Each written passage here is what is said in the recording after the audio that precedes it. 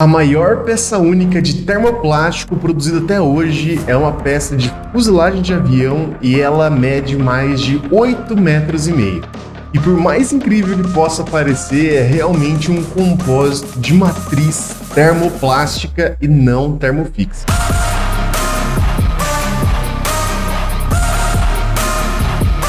Eu sou o engenheiro Alan Rodrigues, engenheiro mecânico e mestre em engenharia mecânica na área de materiais. E se você gosta desse tema, deixa um joinha aí para eu saber e também ajudar o canal a atingir mais pessoas. E não se esqueça de se inscrever e ativar as notificações para nunca perder novidades sobre impressão 3D, injeção, manufatura aditiva e também polímeros e os compostos de matriz polimérica. Bom, para a gente entender um pouquinho mais desse vídeo aí e dessa peça, a gente tem que entender o contexto, né, que o mundo está passando aí, essa crise climática, né? E realmente as pessoas mais sensatas aí sabem que a gente precisa pensar em formas para reduzir a pegada de carbono das operações e também dos produtos no mundo todo, claro, né? Então, pensando nisso, a União Europeia criou o programa Clear Sky 2, tá? E nele inclui o desenvolvimento aí de um demonstrador de fuselagem multifuncional que eles chamam pela sigla MFFD. O projeto específico aí do vídeo é da Royal NLR, tá? Que é o centro espacial ali, centro aeroespacial, na verdade, né? Da Holanda, que desenvolveu esse projeto junto com os outros parceiros, tá? Baseados aí, inspirados por essa vontade do programa Clear Sky 2 e chamaram esse projeto aí de Stunning. A ideia desses projetos aí, do demonstrador de fuselagem multifuncional, é realmente alterar completamente o processo aí e até o material que os aviões são feitos. Muda bastante mesmo. Inclusive, vocês viram o vídeo aí, como que é diferente o sistema, tá? Então passa de um alumínio aeronáutico, tá? Por compósitos de fibra de carbono de alto desempenho. Claro que dependendo do caso, também não necessariamente fibra de carbono, a gente pode usar outros materiais, outras fibras também, mas esse é o foco, então, otimizar a estrutura e aumentar a razão, tá? Resistência por massa, então aumentar a resistência, reduzir a massa, isso consequentemente reduz muito a pegada de carbono ali dos voos, tá? E na Europa tem muitos desses voos aí diariamente, e também, consequentemente, as emissões de CO2 e NOx na atmosfera.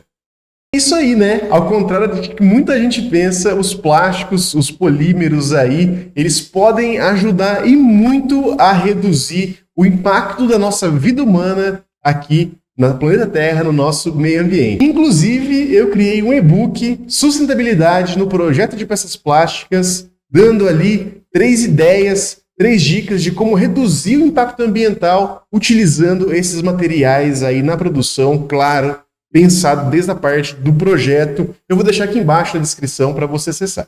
Como eu disse lá no começo, né, estão usando um termoplástico para usar nesse compósito aí com as fibras de carbono. No começo eu duvidei um pouco porque normalmente a gente utiliza termofixos, tá, como epóxi, por exemplo, para esse tipo de aplicação. Mas eu fui pesquisar ali e já encontrei e vi que recentemente estão usando muito termoplásticos para esses casos aí, tá? Misturado com as fibras no compósitos. Inclusive, pás de turbinas eólicas estão sendo construídas com termoplásticos reciclados já para aquelas aplicações. Então, aquelas pás imensas já estão sendo produzidas aí com esse tipo de matriz. No caso aí do Stunning, né, dessa fuselagem de avião aí, eles optaram por termoplástico justamente pela rapidez e também eficiência de adesão aí entre as peças. Isso facilita muito a questão de manutenção, possível retrabalho aí no meio do processo e também elimina totalmente a necessidade daqueles rebites entre as chapas, que é muito comum aí quando se utiliza alumínio ou então compósitos de matriz epóxi. E teve outra coisa aí também que chamou minha atenção, que foi essa máquina usada para criar a peça, que é uma máquina de AFP, tá? A sigla, que é uma deposição de fibras de forma automatizada, que é literalmente ali uma impressora 3D e 3D de verdade mesmo, tá? De termoplástico com fibra de carbono. Por que eu digo 3D de verdade? A gente conhece, a gente tem as impressoras 3D, só que muita gente fala que não é uma impressora 3D, é 2.5D.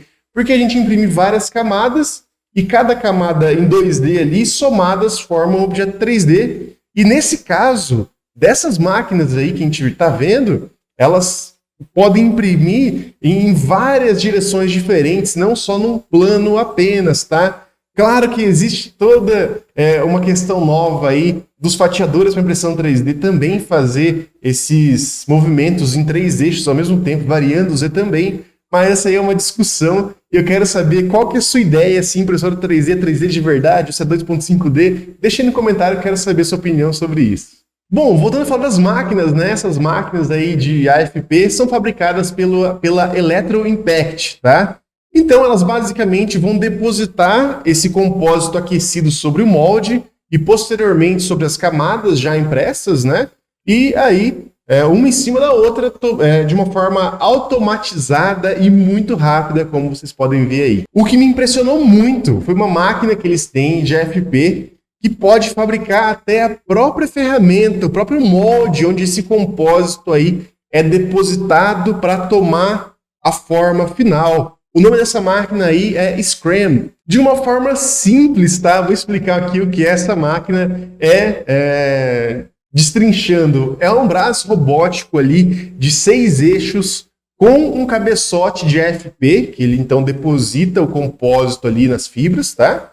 E também uma impressora 3D FDM somado a um spindle de usinagem, tudo isso numa máquina só, então manufatura aditiva com manufatura subtrativa na mesma máquina, dentro, na ponta aí de um braço robótico de 6 eixos. Já que eu falei em 6 eixos aqui, né, para o pessoal que gosta de usinagem, que gosta de programação também, CAN, tá? Ele utiliza, essa máquina aí, Scrum, utiliza um comando Siemens 840D, tá? Para controlar, então, se você já sabe programação aí, você com certeza poderia programar uma máquina dessa. Tá? Então, como é feito o processo para chegar nessa peça final, tá?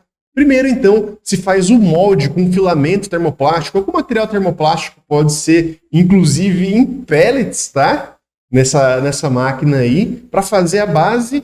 E aí a própria máquina volta dando acabamento utilizando aquele spindle ali de usinagem para dar um acabamento, deixar a peça lisinha, esse molde, né? Que a ferramenta vai ficar lisinha ali, uma ferramenta plástica, vai ficar com um acabamento muito bom. E isso é essencial para peças que entram em contato aí com fluidos em alta velocidade, que é o caso dos aviões, por exemplo, ou dutos que passam aí esses fluidos, tá? Isso aí, mecânica dos fluidos já é sabido, a gente calcula lá o número de Reynolds, vê também a rugosidade da parede, beleza? Então, depois disso tudo, a máquina vem lá e faz a deposição do compósito na melhor direção possível em cima desse molde aí, e isso que é muito legal. Ela tem 6 eixos, então ela não fica só limitada a imprimir ali camada por camada ou direção modo vaso, que a gente chama. Ela pode imprimir em X, pode enrolar essa fita ali desse compósito de matriz polimérica com fibra de carbono ao redor dessa peça, dando resistência a ela nas mais variadas direções possíveis. Inclusive, o projetista ele pode escolher que direção ele quer dar mais resistência para essa peça aí através desse método de fabricação, tá? E, surpreendentemente, ainda é possível adicionar uma nova camada de termoplástico, tá? Por impressão 3D ali, que a gente já conhece com derretimento do material do filamento, tá? Então, utiliza um termoplástico de engenharia adicionado sobre esse compósito aí para aumentar a resistência e também melhorar o desempenho e acabamento no final dessa peça aí.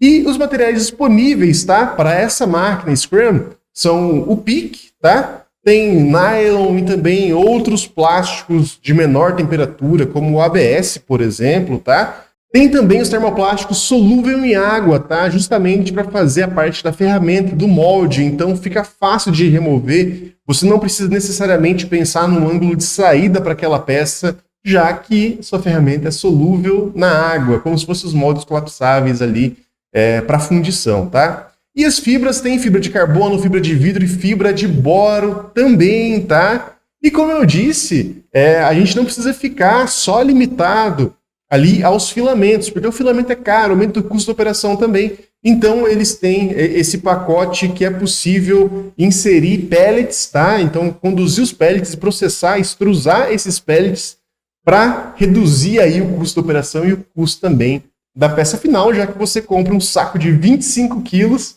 e não um rolo de filamento de 1 quilo ali. Beleza? Então, claro, se você gostou desse conteúdo, dá um joinha aqui, se inscreva para receber notificações de mais conteúdos como esse. E eu te vejo na próxima. Um abraço, até mais. Tchau!